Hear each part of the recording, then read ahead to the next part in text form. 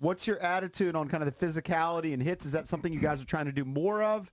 And with the face-off, getting just more possession of the puck?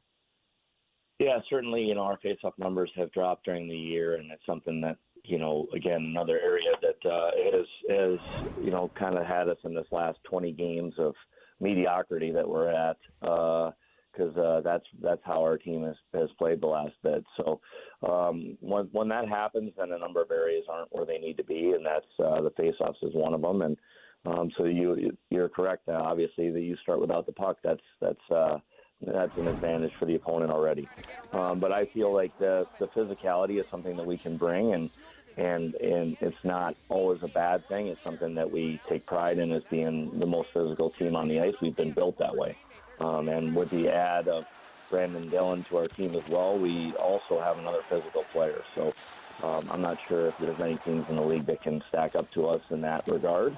Now it's a matter of us playing properly to utilize that. So I'm more concerned about the hits we get on the forechecks, and I think that those can really tilt things in your favor, and then eventually that's just, you do it for long enough, I think it becomes a war of attrition, and I think eventually you break the opposition within the game. And I think if you see some of our comebacks this year, and times we've come back from 2 or 3 goals, they always hinge upon the fact that we've had consistent physical contact.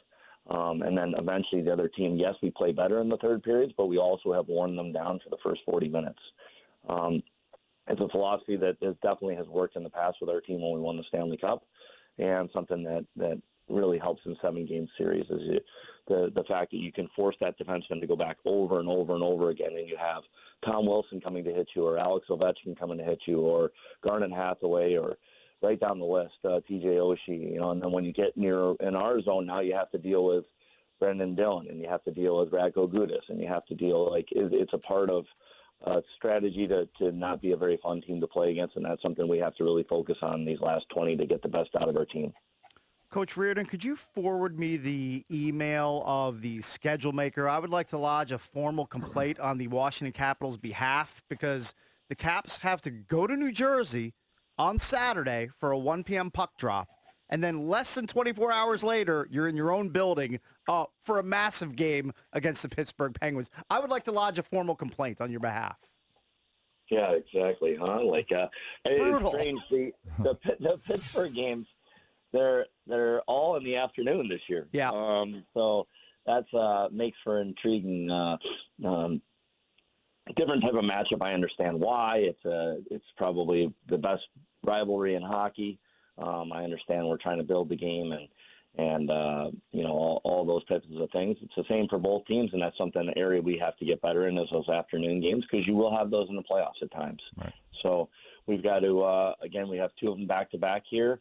That's something that will be discussed on our day in between. On Friday, we'll talk more about getting better in those situations. Well, to be fair, Coach, the Pens are playing Saturday as well. No, I know for sure. So it's like they well, have Cakes the same didn't know thing. that. I don't care about I don't care about the Pens. I was pointing out the Cakes. I care about the Capitals. I don't care about the stupid Penguins. Yeah. Okay. All right. No, I know. It's a fair playing field for both teams. I mean, it's for sure. That's even if it wasn't, I wouldn't make it as an excuse. So right. It's about us playing better and at that time of day, and we came up short against them last time despite a pretty good third period. So hopefully we can build on some of those things and that we did in the third against them the last time and pick up where we left off. And that was a game where there was physicality, and we did come from behind, and the third period was really our best period. So again, it starts with our start and getting into the game earlier, and something that will be addressed again tonight, and we'll hope to get that first goal. Sometimes you can be playing well and give up the first goal, but that hasn't been the case. So the one thing I can say is that our team never, regardless of the deficit, is never going to go away. We're not quitting till the very end, and we've shown that all year. And if we have a tough period or get off to a rough start, don't expect us to pack our bags until that final buzzer, and we're going to do everything we can to try to tie that thing up. And I'm proud of our guys in terms of how they compete until the very, very end of every single game and give ourselves a chance.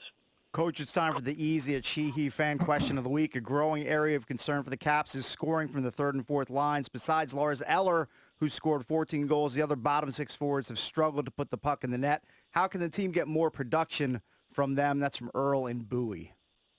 Yes, good question, and always the questions are, you guys do a nice job putting that out there. So with different questions, so it's it's an area you need depth scoring, and I think that one of the things that goes hand in hand with not having the lead to start a game is that now you're forced to play some more of your offensive players as the game goes on, and now the minutes as the game ticks along, I'm going to put a guy out there that has a better chance of scoring, like an Alex Ovechkin or a TJ Oshie, more often as we're behind in the game. So I think sometimes if we can once we can get the lead in games and play a little bit more with the lead, then I think that now I'm able to use all four lines.